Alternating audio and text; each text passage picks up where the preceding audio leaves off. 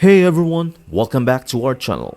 Today, I will be guiding you on how to create a new note on Reflect. So let us get started. First, open your web browser and type reflect.app into the address bar. If you have previously signed in to Reflect on your device, it will take you to your dashboard directly. To create a new note, look for the All Notes option on the left menu and click on it. This will display all your existing notes. To add a new note, click on the New Note button located in the upper right corner of the screen. This will open a new blank note where you can start writing or editing any content you want.